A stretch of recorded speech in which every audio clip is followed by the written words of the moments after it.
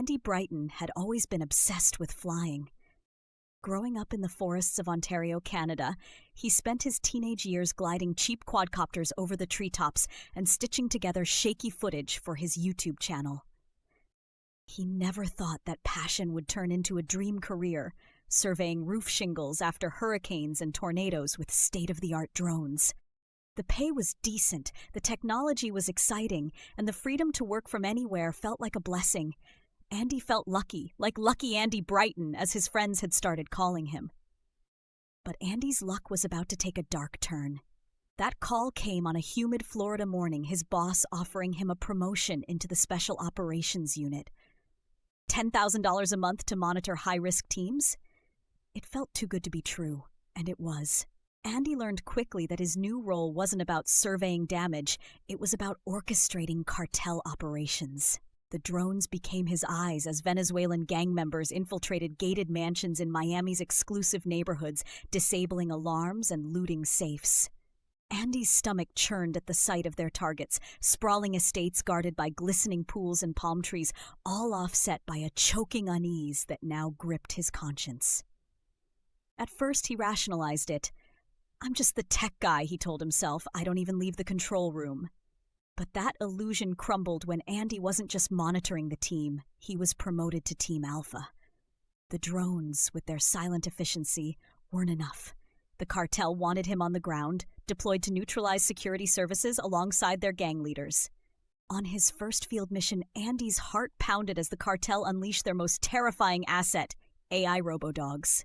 The robodogs weren't the clunky experimental bots Andy had seen in science documentaries. These sleek, metallic predators operated with terrifying precision. Their bodies were built to outpace human guards, while razor-sharp claws shredded obstacles in seconds. Thermal sensors could detect a heartbeat hidden behind 2 inches of solid concrete, and on command, their onboard systems could fire tranquilizing rounds or lethal projectiles. Andy watched in horror as gang members sent the robodogs darting into a mansion worth millions, with the relentless machines disarming armed guards before anyone could react. This wasn't flying drones anymore. This was pure robbery and violence, blood money disguised as special operations.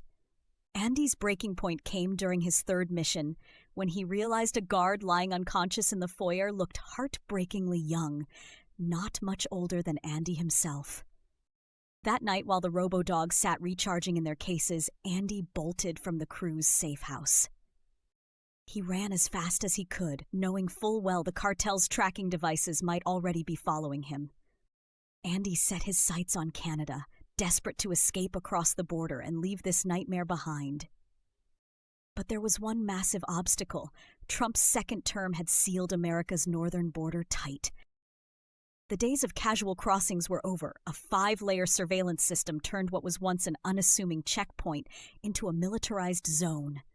Andy's only chance was blending in with a crowd of MAGA-supporting locals heading toward Reclaim America rally close to the border.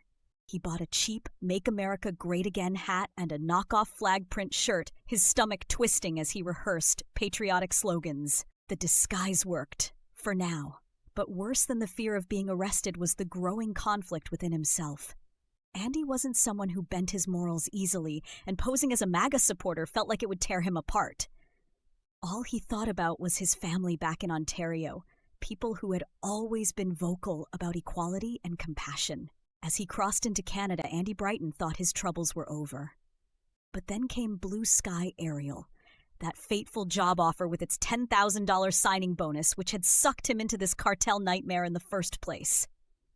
Andy's other nickname, Andy Not So Brighton, now felt far more accurate. As he walked unsurely toward the train station, he thought about everything that had led him here. He couldn't afford to make that mistake again.